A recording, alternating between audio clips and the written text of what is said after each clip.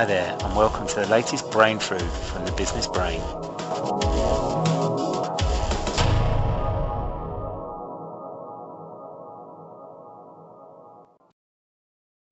Hi, my name's Oliver, and welcome to this brain food. It's in your DNA.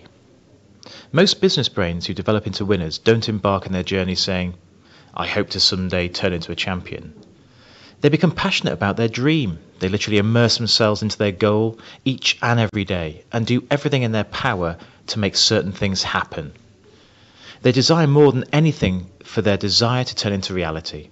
They live it, they breathe it, they actually obsess over it. Winners win because they have a unique way of thinking. They set defined outcomes, and because they're committed with purpose, these outcomes become reality. They place all their energy, willpower, and effort into achieving that goal. Setbacks and losses never weaken their desire. They only make their desire burn even stronger. So the question is, what's in their DNA?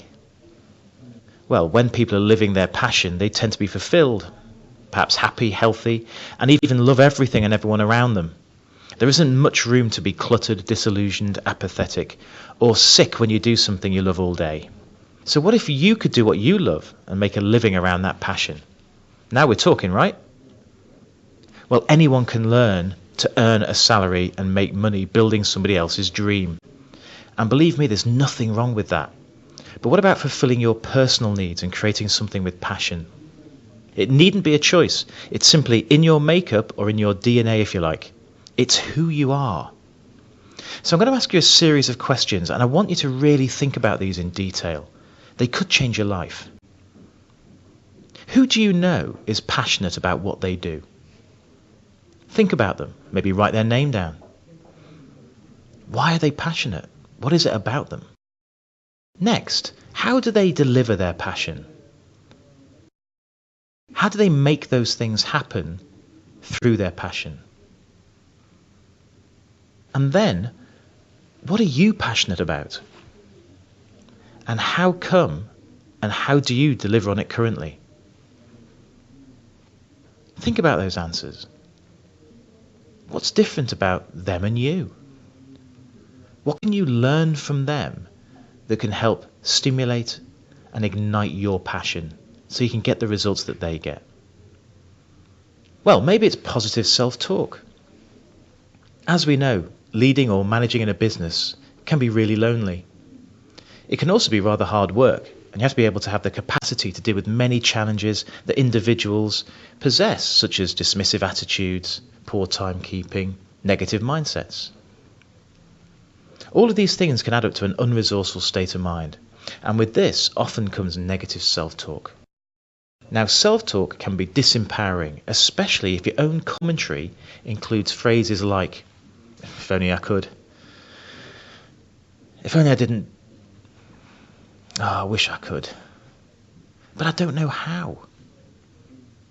I can't believe that this is. But any of these familiar? Every business brain who has achieved a level of success has faced adversity and obstacles, has had no support, maybe a lack of funding, poor resources, mental, physical pain, poor working conditions, perhaps strong opponents to your ideals, maybe even mental fatigue. The only way you can succeed in the face of these difficulties is to have powerful self-belief, drive, passion, focus if you like, but at least self-worth. Positive self-talk is one tool in business that is vital to making things happen. Here are the 4 steps to changing your self-talk that it works for you rather than against you. Step 1. Examine your identity. Self-talk is often so habitual that people are unaware that they're actually doing it at all. If you're going to change your self-talk, you need to be aware of these thoughts as they happen. Take some time to notice the things you say to yourself during the day. Step 2. Evaluate your perception. Is it actually resourceful or unresourceful? If your thought based on your perception is unresourceful, ask yourself these questions. What evidence is there to support this thought? What evidence is there against that thought? Is this the way I would like to talk to a friend who is in my position? What are the positive ways of viewing the situation differently? Am I really keeping things in perspective? Even if this thought is valid, how useful is it in spending your energy thinking about it? Step 3. Evolve yourself. If you decide that your self-talk after points 1 and 2 is unhelpful or wrong, replace the negative thoughts with more positive self-talk alternatives. Create a better version of you. It's going to be a very tricky journey if you don't see yourself as a potential winner, so why bother?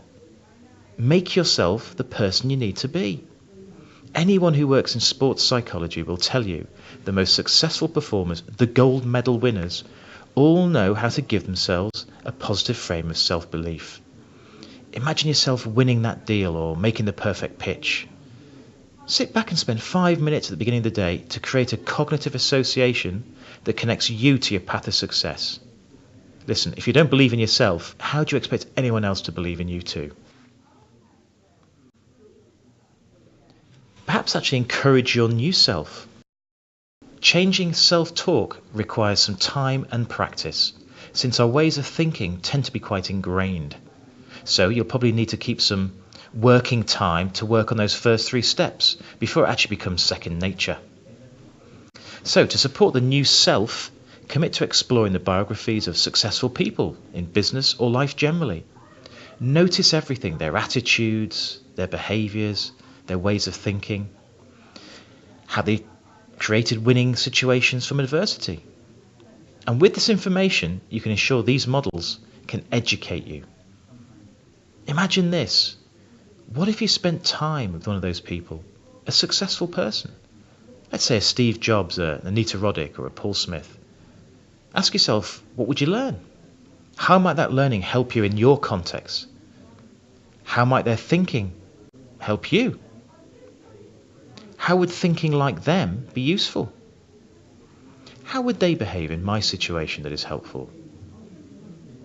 How much more quickly could I achieve success if I used their approach and not mine? And if I did do X, Y, or Z, how much would my performance improve? So, in summary, self-talk needs to be positive. You can control it. You are the main role in the film of your life.